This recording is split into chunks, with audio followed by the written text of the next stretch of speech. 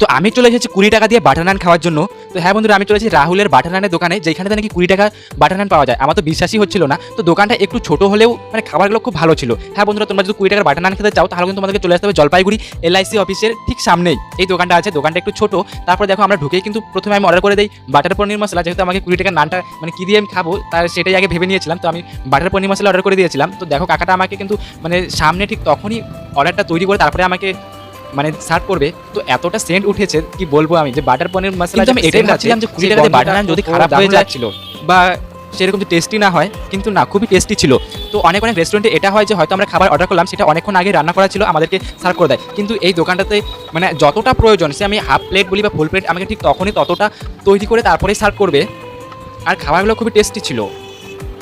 আর এতটা সেন্ট উঠেছে, ওহো, মনে হচ্ছে যে মানে সেন্টটা এখনো মনে আছে। দেখো শেষ শেষ সময় 2 চামচ ঘি দিয়ে নামিয়ে ফেললো। আর ওইদিকে ওই কাকাটা দেখো মানে নানের